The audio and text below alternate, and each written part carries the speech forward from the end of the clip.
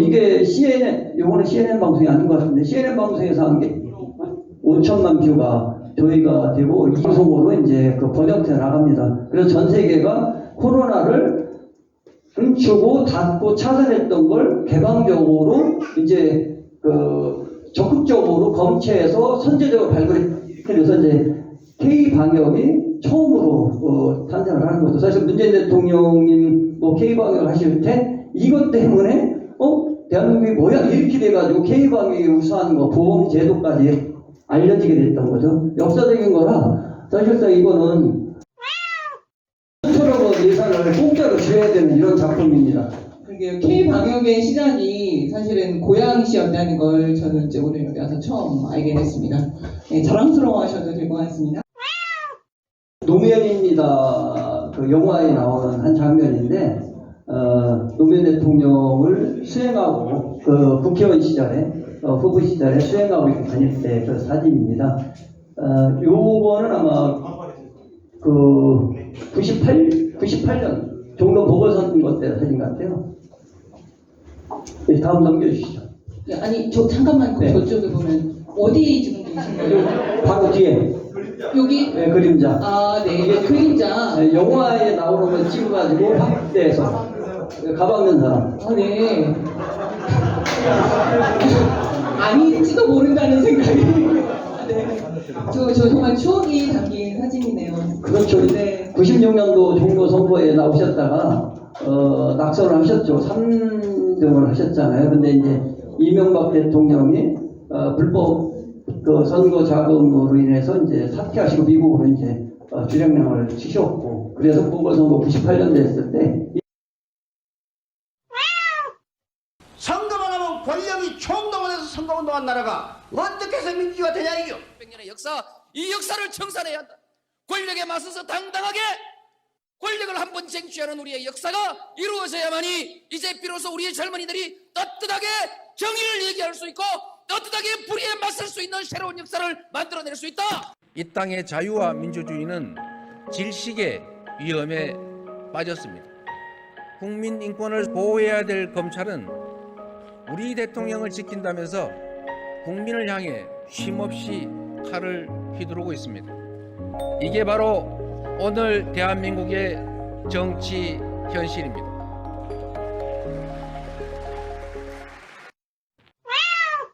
안녕하세요. 정치수다 시끌벅적에 오신 것을 환영합니다. 자유롭게 서로 인사 나누시고요. 그 다음에 이름표도 저희가 준비했으니까 다 붙이시기 바라고요. 그 다음에 음료도 저희가 무리긴 하지만 준비해 놨거든요. 그리고 저기 앞에 보면 포스트잇에 이재준 시장님한테 드리는 질문 쓰는 코너가 있어요. 거기에서 궁금한 점 있으시면 질문 남겨주시면 이따 정성껏 질문해 드리도록 하겠습니다. 안녕하세요. 저는 이 행사의 사회를 맡은 파란 고양이 황경숙이라고 합니다. 반갑습니다. 저희 오늘 이제 소중한 일요일에 또 비까지 오락가락 하는데 이렇게 발걸음 해주셔서 너무 감사드리고 여러분 모두 존경합니다. 이재준 시장님을 모시기 전에 저희가 이 행사를 주관하고 있는 파란 고양이의 간단한 소개 말씀을 드리려고 하는데요. 네, 안녕하십니까. 저는 그 파란 고양이 사무국장 박주욱이라고 합니다. 여러분 반갑습니다. 파란 고양이 혹시 아마 조금은 알고 계실 텐데 대부분 모르실 것 같아서 간단히 설명을 드릴게요.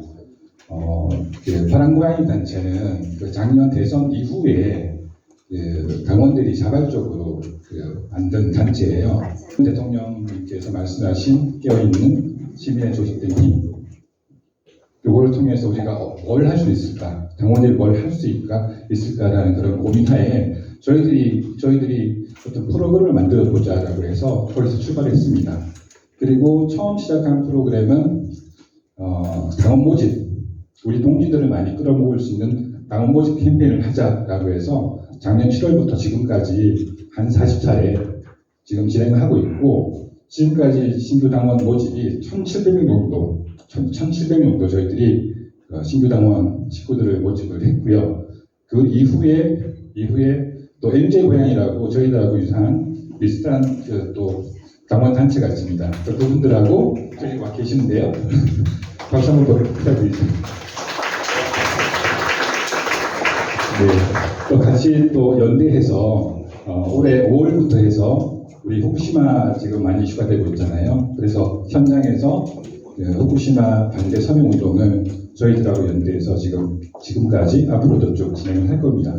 그리고 저희들이 또 이런 간담회를 통해서 이것도 하나의 프로그램이에요. 그래서 간담회를 통해서 우리 당원 동지분들 그리고 정치인들 간의 그런 소통의 자리를 만들자 그런 프로그램을 진행하고 있습니다. 이렇게 간략하게 말씀을 드리고요. 오늘 간담회의 취지는 제가 이제 조금 전에 말씀드렸다시피 당원들하고 예비 출마자, 우리 정치인분들하고 좀 허심탄회한 그런 소통의 자리를 만들어서 그분들이 어떤 생각을 가지고 어떤 정치 철학을 가지고 있는지 그리고 어떤 가치를 가지고 있는지를 직접 만나서 대화를 통해서 한번 확인해보자 라는 그런 취지를 갖고 있습니다. 더 나아가서는 하나된 민주당, 한국민주당 그리고 총선에서 대선에서 이기는 민주당을 꼭 만들고자 하는 그런 취지를 담고 있습니다. 그리고 그 마지막으로 이 취지에 맞춰서 우리 당원분들이 어떻게 보면 주인공이세요. 그래서 많은 질문과 그 다음에 토론 관련된 이런 어떠한 주제도 좋으니 많은 소통을 좀 해주시면 감사하겠습니다. 고맙습니다. 오늘의 주인공을 앞으로 모시도록 하겠습니다.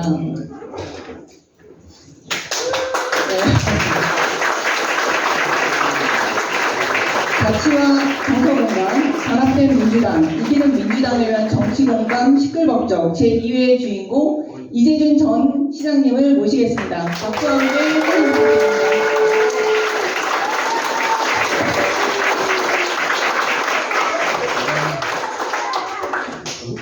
네, 반갑습니다. 이재준입니다.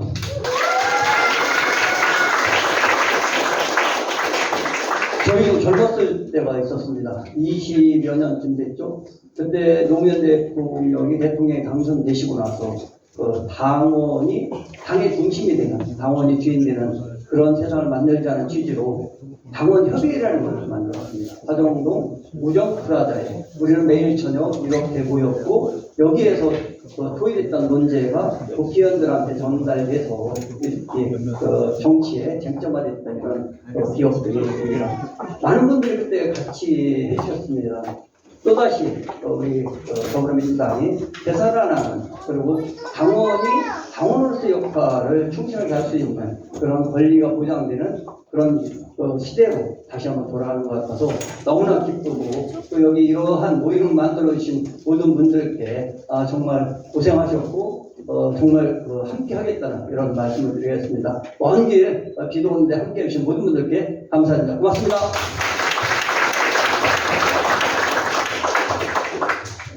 말씀 너무 잘 들었고요. 그런 추억이 있으셨군요. 무려 20년 전에. 하지만 저희 이제 더욱 발전된 모습으로 앞으로 더 잘 해보도록 하겠습니다.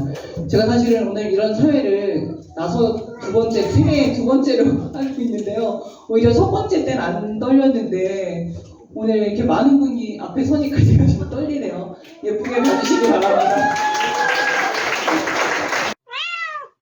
이제 저희 순서로 들어갈 건데요. 내 인생의 이재준의 인생 네컷이라는 그래서 이재준 시장님이 직접 선택해 오신 사진을 보면서 잠깐 과거 역사적인 시간으로 돌아가 보도록 하겠습니다. 힌트가 아니 이게 노무현입니다. 영화에 나오는 한 장면인데 노무현 대통령을 수행하고 국회의원 시절에 후보 시절에 수행하고 이렇게 다닐 때 그 사진입니다. 요거는 아마 98년 종로 보궐선거 때 사진 같아요. 다음 넘겨주시죠. 96년도 종로 선거에 나오셨다가 낙선을 하셨죠. 3등을 하셨잖아요. 근데 이제 이명박 대통령이 불법 선거 자금으로 인해서 이제 사퇴하시고 미국으로 이제 주력량을 치셨고, 그래서 보궐선거 98년도 했을 때 이때는 이겼던 사진입니다. 아, 그럼 이것도 사진이네요. 네. 그 다음으로, 네. 이게 전 세계를 바꾼 거죠. 코로나가 닥쳤을 때 2020년 1월 26일 날 고양시에 처음으로 국내 환자 1호 환자가 고양시에 발생을 합니다. 근데 모든 사람들이 다 문을 걸어 잠그고 미국 같은 경우는 하루에 40~50만 명씩 이제 확산이고, 이탈리아 같은 경우도 30~40만 명씩 확산이고 이랬는데, 이렇게 하다가는 검사도 다 못한다. 그래서 검사를 못 받고 미국 같은 경우는 상당히 많은 분들이 돌아가셨습니다. 뭐 미국 같은 경우는 한 200만 분 정도 돌아가셨으니까, 그때 우리가 한 것이 개방된 곳에서 검사를 하자. 이렇게 해서 운동장에서 이제 하는데, 드라이브스루 진료소를 저희가 처음으로 만듭니다. 최초로 만들고요. 대구의 칠곡병원은 컨테이너 하나 놓고 병원에 가기 싫은 사람 그냥 오면 해준 거고, 저희는 포드 시스템으로 해서 자동화 시스템을 해놓은 거예요. 그래서 여기서는 하루에 수백 명씩을 그냥 할 수 있는 이런 시스템인데, 이게 요거는 CNN 방송이 아닌 것 같은데, CNN 방송에서 한 게 5천만 뷰가 저희가 되고 20개 방송으로 이제 번역돼 나갑니다. 그래서 전 세계가 코로나를 훔치고 닫고 차단했던 걸 개방적으로 이제 적극적으로 검체해서 선제적으로 발굴했다. 그래서 이제 K 방역이 처음으로 탄생을 하는 거죠. 사실 문재인 대통령님 K 방역을 하실 때 이것 때문에 대한민국이 뭐야 이렇게 돼가지고 K 방역이 우수한 거 보험 제도까지 알려지게 됐던 거죠. 역사적인 거라 사실상 이거는 저희한테 특허권을 수천억 예산을 공짜로 줘야 되는 이런 작품입니다. 그러게요. K 방역의 시작이 사실은 고양시였다는 걸 저는 이제 오늘 여기 와서 처음 알게 됐습니다. 네, 자랑스러워하셔도 될 것 같습니다. 그럼 그 다음 사진으로 넘어올까요? 아니 저기 집안에서 좀 많이 오신 것 같아요. 여기 화동 2단지 앞에 공원에서 찍은 건데, 우연히 벚꽃이 살살 이렇게 떨어질 때 사진입니다. 근데 화동 이동 저 길은 제가 정치하기 전에 처음으로 어르신들이 걸을 수 있는 그늘나무 밑으로 걷었어요. 대체적으로 공원을 돌 때 그늘로 돌지 않고 밖으로 돌게 되거나 안으로 돌게 되는데, 그늘나무 밑으로 돌도록 전부 전지를 하고 이렇게 해서 고양시에 민원을 넣어서 만들었던 그 길을 어르신들과 함께 걸었던 그 사진입니다. 그리고 저 백팩은 제가 당선된 이후부터 지금까지 백팩을 메고 다니는데, 초창기 때는 양복 입고 백팩 메고 다닌다고 좀 사람들이 뭐라고 했죠. 체면 안 쓴다, 왜 그러냐 이랬는데, 요새는 저것이 상당히 이제 유행이 되고 보편화됐습니다. 그럼 양복 백팩도 우리 이재주님이 시초였다 뭐 이런 평가권 주장하셔도 되겠습니다. 그리고 굉장히 배려가 돋보이는 그런 길이네요. 네, 맞습니다. 그냥 보기 좋게 우리가 나무를 딱 둘러서만 하는데 중간에서 오는 사람들은 상당히 땡볕이거든요. 네. 그 다음 사진 보겠습니다. 저는 서울 일각순환 고속도로 통행료인화 싸움인데, 이때만 해도 조금 이제 시민들이 많이 참여해 줄 때요. 저기 유은혜 의원님도 계시네요. 그때인데 저게 2007년부터 저희가 싸워가지고 지금은 4,800원에서 3,200원으로 1,600원이 내렸죠. 사실 이 싸움을 할 때 과실은 정치인들이 했다고 하면 우리는 10년 넘게 했고 소송만 해도 5번을 냈습니다. 그래서 결과를 만들어내는, 어떻게 보면 고양시 대표적인 불편함을 그래도 시민들의 마음을 좀 담아 해결했던 그런 장면입니다. 아, 네, 그렇군요. 근데 저기 제가 눈에 띄는 게 시민이 갑이다. 정말 항상 을병정무로 살다가 시민이 갑이다라는 말을 보니까 너무 위안이 되네요. 시민이 빨리 갑인 세상이 됐으면 좋겠습니다. 이제 다 네, 이장 다 됐습니다. 그래서 우리 시장님의 네컷을 통해서 사진 네컷을 통해서 지난 이제 정치인으로서 걸어온 길을 이렇게 되짚어 봤습니다. 그러면 다음 순서 띄워주실까요? PPT. 그래서 저기 이제 뒤에 있는 오늘 그 포스트잇에 여러분 질문을 붙이신 분도 계시고 안 붙이신 분도 계실 텐데요. 그 질문들을 해보도록 하겠습니다.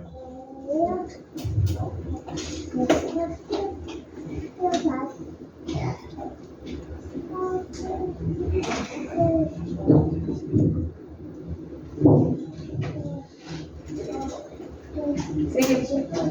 제가 이렇게 준비를 했습니다. 그래서 여기 좋은 게 이번에 꼭 당선 이런 또 아부성 발언을 드렸습니다. 네, 좋고요. 저는 요새 자다가도 이런 소리 들으면 벌떡 일어납니다.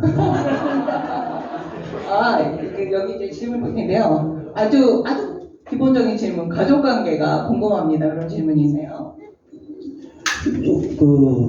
둘하고 부부하고 그다음에 딸이 큰애고 작은 애가 이제 아들입니다. 이거 너무 옛날 얘기라 좀 진부하긴 한데 딸 아들이면 200점이라는 말 여러분. 그다음에 이거 저희 들어오시다가 포스터에서 보셨을지 모르겠는데 양모 고향 시모 국가란 저희 이 정치수다 제목을 그렇게 정해드렸어요. 근데 이 제목 이제 저희가 지어드렸는데 어떻게 생각하시고 또 좀 풀어서 설명을 해주시면 어떨까 싶습니다. 너무 잘 된 것 같아요. 제가 충북 이순신 후예인데 사실 매일 겨울마다 시제 지내러 가면 왜 여기를 날 데리고 가나 그랬는데 이번 처음으로 좀 혜택을 보는 것 같습니다. 잘 줘주셨고 이게 이제 충북 이순신 장군의 이제 말씀에서 따온 건데 사실 고양시에 이전이 없으면 그리고 고향이 없으면 이게 사실상 되냐. 그래서 사실 이것은 양무 고향하고 시모 국가는 반드시 우리 여기 계신 당원분들과 고양시의 이재준과 함께 만들어가는 좋은 세상을 지향하는 거 아닌가 해서 100점 만점 드리겠습니다. 원래는 양모 호남 시모 국가였다고 합니다. 그래서 호남이 없으면 임진왜란때 국가도 없다라는 그런 어마어마한 의미를 담은 말이더라고요. 설명 감사합니다. 저만 몰랐나요? 괜히 말 안 할 걸. 선거 때 노무현 대통령 비서를 3번 하신 걸로 아는데요. 어떤 인연인지 궁금합니다. 96년도에 노무현 대통령이 종로에 나오셨을 때는 제일 약세였었어요. 꼬마민주당으로 나오셨잖아요. 그래서 3등할 때라 많은 게 부족해서 같이 시간도 그러고 여유도 있으니까 같이 도와드렸고 그 이후로 해서 98년 종로 보궐선거, 그다음에 2000년 부산선거를 함께 했었죠. 이제 옆에서 같이 또 보좌를 하셨으면 특별히 기억에 남는 일화 혹시 있으세요? 부산 선거를 할 텐데 사실 사람들이 안 모이잖아요. 특히 이제 그쪽 덕천 노타리하고 덕천 주공 그쪽에서 저희가 살고 있었는데 저희 집이 사실상은 덕천 주공에 한 채를 빌려서 한 15명 정도 저희가 살았습니다. 그러니까 밥도 해주는 사람이 없고 밥값을 주는 사람도 없고 그러니까 할 수 없이 새벽 일찍 나가야 되니까 라면은 제가 끓여서 라면은 드리고 점심 저녁을 각자 알아서 해결하고 이러는 친구들이 한 15명 정도가 와서 같이 기거를 했었는데 한 번은 여사님께서 오셔서 이런 데서 어떻게들 이렇게 불편하게 사시냐 그래서 그런 말씀도 해주셨는데 기억에 남는 것은 마지막 날이죠. 덕천 노타리에서 이제 유세가 다 끝나고 명계남 씨가 거기서 마지막 연설을 합니다. 연설을 했는데 그 시간에는 모든 사람이 이겼다고 확신도 했지만 너무나 그 광경이 장엄해서 그리고 그 두 분의 말씀이 하나도 어긋나거나 걸림이 없어서 정말 세상이 바뀌었구나 이런 걸 느꼈었는데 다음날 돌아오는 차 안에서 안 됐다는 소리 듣고 참 정말 부산 사람들 못 믿겠다 이런 생각을 했는데 그러면 좀 더 편하게 드릴 거야. 사실상 한 분 계신 곳도 저희가 모시고 갔던 게 있어요. 6개월 넘어서 이렇게 되다 보니까 그때 노무현 후보께서는 정말 한 표라도 있으면 다 얻으려고 참모진들이 짜는 일정을 전부 소화해 주셨다. 그래서 너무 저희가 힘들게 해드렸던 그런 기억이 좀 있어서 조금 선거 얘기하면 애잔합니다. 그래서 그때 그런 고생을 하셨기 때문에 또 오늘의 이런 거대하고 튼튼한 민주당이 되지 않았나 생각이 듭니다. 감사드리고요. 그다음 고향 시절 아까 그 사진에도 있었지만 고향시장 재임 시절 코로나 방역을 잘하신 걸로 기억하는데 특별히 얘기해 주실 이야기가 있으시면 부탁드립니다. 아까 그 드라이브스루 말고 혹시 다른 방역 지침과 시민들이 바람이 달라요. 그래서 상당히 곤란했던 적이 있습니다. 질병본부에서 확진자의 이동 경로를 공개하지 못하도록 했어요. 근데 그 시민들은 그걸 알고 싶어 하고, 그래서 인근의 도시에서는 그걸 공개했는데 저희는 끝까지 공개를 안 했습니다. 방역 지침이 한 2, 3개월 약간 완화됐을 때만 했고. 근데 왜 그러냐면 국내 1호 환자, 우리나라 3호 환자가 발생됐는데 그분의 거주지를 알아냅니다. 그래가지고 그 방송에서 우리 동 몇 도에 그 확진자가 나왔다. 왜 우리 동에 왔냐? 빨리 가라. 이런 얘기들이 사실상 그 약이 없고 많이 확산되는 상황 속에서 확진자들은 피해자지 그분들이 전염병을 감염시키는 매개체가 아닙니다. 근데 사람들이 이 상태로 가면 우리는 이게 폭동이 일어난다는 일을 했을 경우에 문제가 된다. 절대 알리면 안 된다. 그리고 이동 동선을 우리가 소독을 하고 가면 벌써 3일이 지납니다. 소독 그분을 역학조사관에 가서 조사하고 소독하고 이러면 3일이 지났는데 아무 감염이 없어요. 다 죽었거든. 근데 그걸 안 알린다라고 제가 그래서 한 번은 그런 말씀을 드리죠.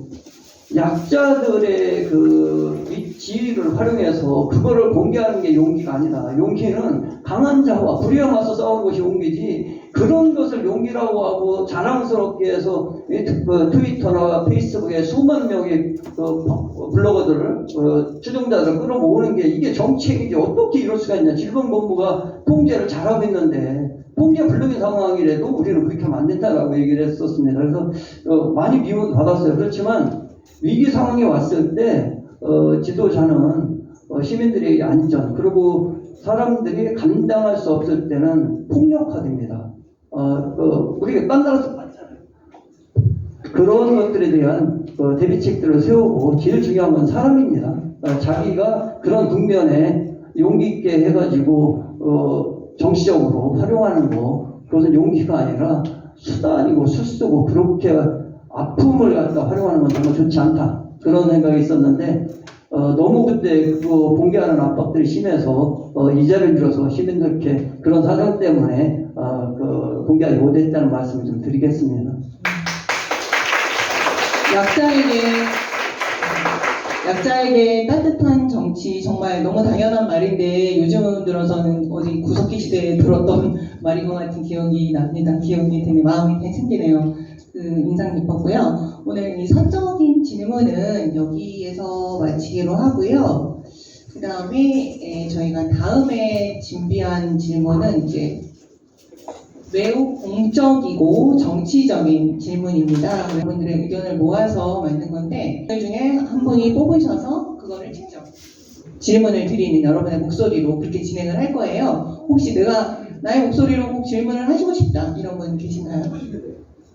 중앙 정치인이 되시면 가장 관심 있는 분야는 무엇이고 두 번째 원하시는 상임위는 무엇인가요? 제가 관심 있는 거는 환경과 자치분권을 염두에 두고 있습니다. 1995년도에 시카고에서 폭염이 발생했어요. 41도. 근데 일주일 사이에 700명이 폭염으로 사망을 하십니다. 41도가 되면 우리는 더 많이 죽습니다. 그러니까 이 복사열이 일으키는, 그리고 사람의 심장이 감내할 수 있는 37도 5, 이거 37.6 이거를 넘어서게 되면 감당이 안 됩니다. 42도가 되면 어떨까요? 모르긴 몰라도 우리 고양시만 해도 수만 명이 돌아가실 겁니다. 이렇게 오염한 것이 폭염사회인데 아무도 이 생각을 하질 않아요. 상정하질 않죠. 그런 건 없을 거야. 그런 거 상정 안 하고 지금 일이 일어나는 거잖아요. 인간들이 짓는 죄악들에 대해서 미래 세대의 권리라는 생각들을 해야 되는 거죠. 지금 후쿠시마 오염수도 똑같습니다. 저렇게 폭력적으로 결정들을 하는 이 의사결정들이 언젠가는 되돌릴 수 없는 상황이 될 거다 이런 생각이 들면서 탄소 중립을 어쨌든 간에 지금 현 정부가 제동을 걸고 하지만 그거는 필연적 과제예요. 그걸 안 하게 되면 세계 무역 질서에서 도태되는 거거든요. 그러니까 무역과 환경과 지금 정책이 같이 일관선상에 놓여지는데 그게 안 돼서 그거에 대해서는 처절한 싸움들은 개혁 진보 진영 우리 더불어민주당 마찬가지 모든 정치인이 함께 가지고 가야 될 과제라고 생각을 합니다. 또 하나는 자치분권 얘기를 하면 김대중 대통령이 지방자치를 했고 노무현 대통령이 자치분권을 얘기했는데 지금 똑같습니다. 아무도 이거에 대해서 발언하지 않아요. 지방세와 국세 비율은 2대 8이고 의견이나 결정 권한은 아무것도 없고 심지어 지방세를 감면해 주는 것도 국회가 독단적으로 결정해서 끝내버려요. 말이 안 되고 그건 헌법에는 지방자 위반이거든요. 그래서 국회의원들이 중앙정치인들이 공부를 하려면 제대로 해서 이런 것들이 자기 권한이 아니라 헌법을 침해한다는 사실들을 알면서 결정을 해야 되는데 말로만 맨날 선거 때만 분권 얘기하지 선거 끝나면 분권이라는 말 4년 동안 입에 단 사람이 없어요. 그래서 그런 것들에서 분명하게 우리는 해내겠다. 그것이 바로 지방이 사는 길이고 지방과 지방이 함께하는 것으로 생각합니다.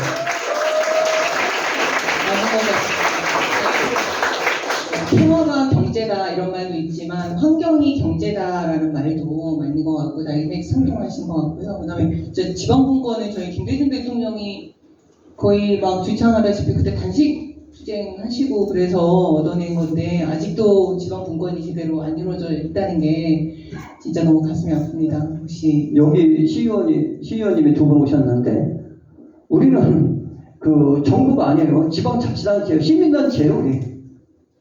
헌법에 어떻게 단체라는 말을 쓰냐고요. 말이 안 돼. 법률로 정한다라고 해놓고 법률에 딱 하나가 있어요. 뭐냐면 지방자치법은 영예 귀속을 받게 됐죠. 그럼 법률이 아니잖아요. 그 법 자체가 법을 위반한 거거든. 뭘 알아야지. 모르면 물어보든지. 그러니까요. 그래서 지금 우리 지방 정부라고 표현을 해야지 지방자치단체라고 하는 건 옳지 않습니다. 그러네요. 이름부터 정확하게 바꿔야 될 것 같습니다. 지방정부. 근데 멋져 보이네요. 그 다음 질문 답이 되셨죠? 그 다음 질문 뽑으실 분 지원자 부탁드립니다. 다 저를 좋아했어도 난감한 질문일까봐 안 뽑나 봐요.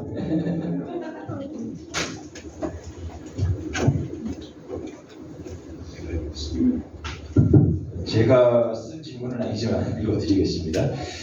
향후 고양갑 경선 결과에 대해 승복하고 최선을 다해 고양갑 민주당 최종 출마자를 적극 지원하실 건가요? 라고 질문이 되겠습니다. 어떻게 생각하십니까? 그거는 정당이 그런 과정을 겪는 것은 룰입니다. 룰에 대해서는 100% 다 승복을 해야 되고 고양갑 경선은 걱정을 안 하셔도 될 것 같아요. 왜 그러냐면 우리는 비책이 있고 그렇고 우리 고양갑 국민들은 올바른 선택을 할 거거든요.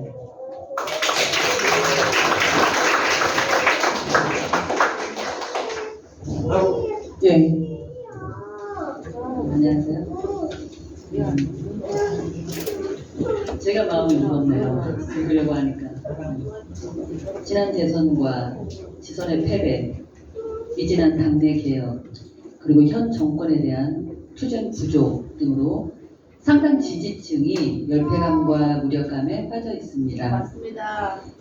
이를 어떻게 극복할 것이며 지지자들의 정치 효능감을 이끌어낼 방법은 무엇이라고 생각하시나요? 네, 어렵네요. 저도 이 자리로 죄송하다는 말씀입니다. 지난 선거 때 좀 더 잘했어야 되는데 낙선을 해서 고양시정도 상당히 어렵고 어떻게 보면 복선과 아직으로 일그러져 있죠. 이거에 대한 심판도 다음 총선에서 분명하게 해야 된다는 생각을 합니다. 대선과 지선이 같이 맞물려 있음에도 불구하고 우리가 그것을 동일시하지 못했고 따로 전략을 세웠던 이런 불편함들이 있습니다. 그렇지만 저는 요새 지역을 다니면서 보면 절대 실망하지 않고 우리 당원들 그리고 우리 민주시민들은 우리 당에 대해서 전폭적으로 지지를 보내주고 있다 이렇게 생각합니다. 윤석열 정부가 들어와서 하는 모든 실정, 법도 안 되고 말도 안 되고 이런 것들이 제가 하나 말씀드리면 민방위도 어제도 우리 당대표님은 노란 거 입었는데 이건 정부는 파란색하고 노란색을 같이 입었습니다. 그거 하나 했더니 그게 법률 위반이라 유튜브에 지금 20만 개 조회가 올라가 있던데 그래서 못하고 있었거든요. 근데 또 이걸 명을 바꿔서 한다고 그래요. 저게요 하면 100만 불, 200만 불을 바꿔야 됩니다. 그러면 동목 하복이 있어서 이 난국에 그걸 바꿔야 되겠습니까? 그러니까 이 쓸데없는 일들 내놓고 그래서 지금 보면 경호상에 지금 문제가 발생해요. 그 옷을 입은 분들은 고위급입니다. 이렇게 경호를 하는 사람들 어디 표적을 갖고 다니고 있어요. 그래 그거 안 된다고 해도 그렇고 청와대를 용산으로 옮긴 것도 제가 법제처에 질의를 했습니다. 청와대 대통령 집무실에 대한 규정이 없기 때문에 판단할 수 없습니다. 이렇게 회신이 왔어요. 다시 보냈습니다. 대통령 집무실에 관한 것이 세종특별법에 있다. 거기에는 특별법에는 대통령 집무실을 들 수 있다고 규정이 되어 있어요. 그러면 법에 없는 이거를 하위법은 있는데 상위법이 없으면 만들어야 되는 것이고 그걸 규정해야 되는 것이지 그게 법제처장이 보내는 회신입니까? 이런 것들 민간입니다. 왜 우리 당의 국회의원들은 이 질문을 못하는 거냐고요. 왜 그거에 대해서 대정부 질문에서 말을 못하는 거죠.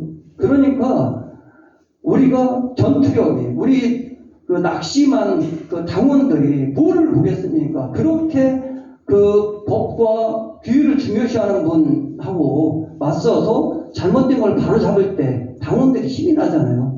지금은 정치인의 시대가 아니라 당원들을 회복시켜주고 상심한 것을 달래주는 시대입니다. 그 시절에 국회의원들이 지난 1년 동안 과연 어떤 역할을 국회에서 했는지는 당원들이 평가해야 이렇게 생각을 합니다. 그래서 저는 절대 우리 당원들이 실망하지 않는다. 그리고 지역을 다니면 더 투쟁력이 있다 이렇게 생각을 합니다. 그래서 반드시 내년 총선에서는 우리가 생각하는 승리를 거둘 것이다 이렇게 생각합니다. 고맙습니다. 이거는 짧게 말씀드리면 12억과 전투력에서 자신이 있으시다 그 말씀이신가요?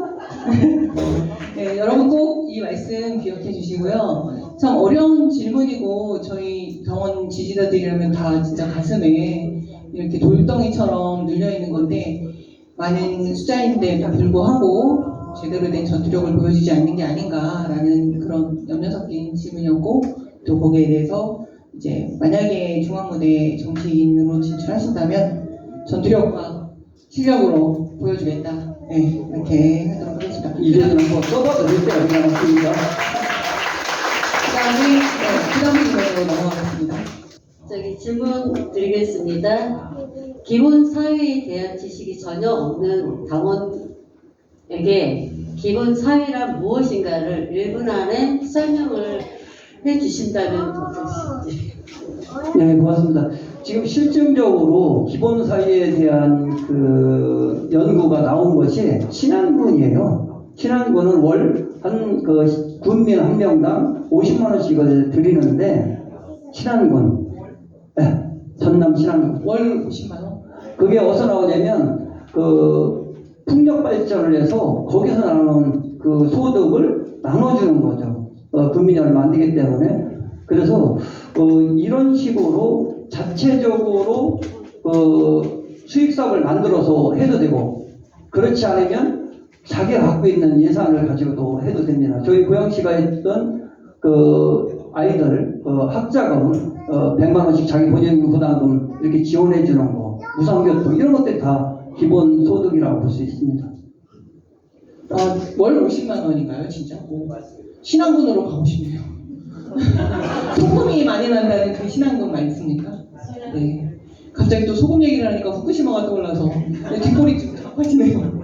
하여튼 그렇군요. 그런 날이, 그러니까 지난 대선에 사실은 그 기본 소득이나 기본 사회에 대한 이슈가 좀 제대로 살리지 못해서 애석한 점이 많은데, 이번 총선이든 그냥 다음 대선에는 꼭 기본 사회로 가는 초선이 되는 그런 사회가 됐습니다. 우리 당은 그 건방짐이 좀 심합니다. 제가 이런 얘기 드려야 되는데 2012년 대선의 화두는 경제 민주화였었어요.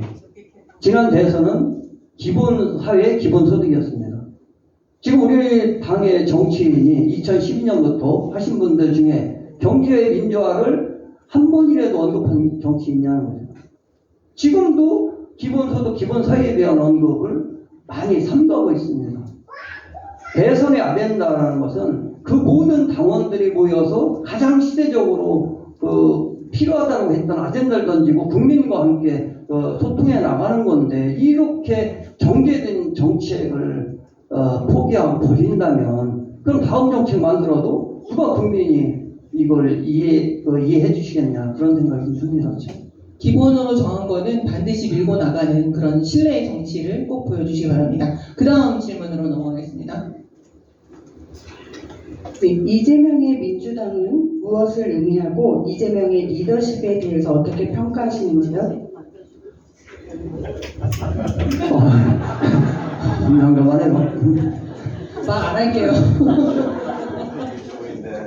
저는 이재명 그 지사님을 이제 시장 시절부터 이제 옆에서 뵙잖아요. 근데 그 확실한 포인트, 그러니까 어떻게 보면 그 승부를 하게 되면 점수를 따는 이런 걸 잘 하시더라고요. 그래서 정책이 상당히 가슴에 와닿고 이런 것이 있었습니다.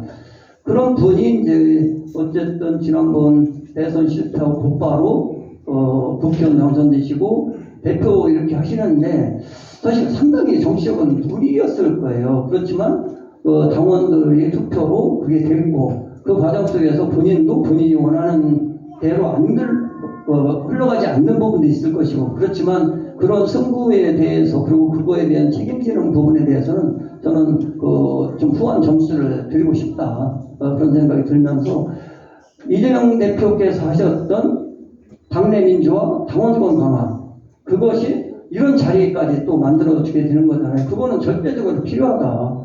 당원이 허수아비가 아니거든요. 그리고 표만 찍는 사람이 아닙니다. 당원들의 의견이 집약된 것이, 그것이 공당이라는 거고, 거기에서 결정된 사항이 국정에 반영되는 거라, 저는 이러한 자리를 만들어준 당원권을 강화시킬 수 있는 이런 기회를 준 이거에 대해서 상당히 공감을 하고, 이것이 더 많이 확산됐으면 좋겠다는 생각을 해봅니다. 네. 이재명 대표님께서는 이제 정치인을 국민이 뽑은 머슴이다라고 또 이렇게 말씀하셨잖아요. 그걸 누구보다 잘 이해하고 또 실천해 오셨던 것 같습니다. 그 다음 질문. 네, 안녕하세요. 저 KT 고양지사에 근무하는 정성철입니다. 질문하겠습니다.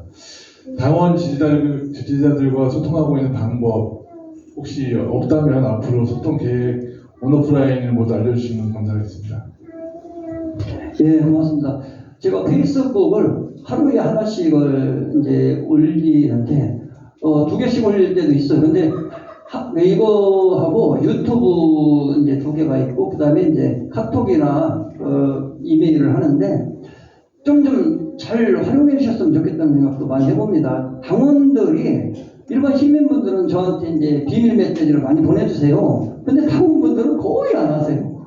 그냥 그 페이스북에 본 거 눈팅만 하고 그냥 가시는데 좀 본인들 생각을 그 댓글로 달기가 그러면 그 메시지로 이렇게 보내주시면 고맙겠다는 말씀을 드리면서 이 자리를 빌어서 제 유튜브 좀 여기 계신 분들은 다 좀 시청 구독 좀 해주시고 한 분씩 이름이 뭔가요? 이재준 TV 이재준 TV 여러분 이재준 TV입니다. 지금 네 부탁드리겠습니다. 예. 아니 제가 아까 사실은 여러분 그 뭐지 핸드폰에 그 알람이 아니죠 진동으로 다 바꿔주시라는 부탁을 드렸어야 되는데 못했는데요. 오늘 이제 1부가 끝날 때 모두 이제 핸드폰을 여시고 이재준 TV 구독 좋아요 부탁드립니다. 아니 그리고 저도 이제 좀 아날로그 세대다 보니까 페이스북을 잘 안 하거든요. 그래서 페이스북을 사실 안 하는 친구들이 되게 많아서 이제 저희 세대는 약간 더 다른 방법으로 저는 생각해 보시는 게 좋지 않을까. 그리고 이 컨텐츠가 또 이게 재미 있어야 되는데 재미있다고 자부하십니까? 콘텐츠가 재미없고 진실됩니다. 그러면은 그 맞는 엔터테이너가 되셔야 됩니다. 그래서 좀 재미를 가능하시던가 아니면은 마케팅을 잘하셔서 뭔가 인기를 올리시는 방법을 강구하시기를 부탁드리겠습니다. 이 자리에 모이신 그 당원 여러분들이 다 어느 정도 예상하시고 이렇게 그 추측도 많이 하시겠지만 제가 드릴 질문은 고향갑을 선택하신 이유를 좀 여기 계신 분들이 다 충분히 이렇게 이해하고 설득 당할 수 있도록 좀 잘 설명해 주셨으면 합니다. 예, 고맙습니다. 고향갑이 고양시에서 지금 제일 픽폐한 지역으로 봐야 될 것 같습니다. 민선 7기에 했던 사항을 시청은 뺏어가고 뱃속에 있던 그 쓰레기 소각장은 고향갑으로 옮기는 이러한 그 폭거가 진행이 되고 있죠. 이거에 대해서 사실상 고향갑을 균형 발전을 하도록 그 기초를 닦았던 사람의 입장에서 이것은 반드시 우리가 탈환을 해야 되겠다 이런 생각이 듭니다. 근데 정말 좀 그런 게 이권 카르텔이라고 그러잖아요.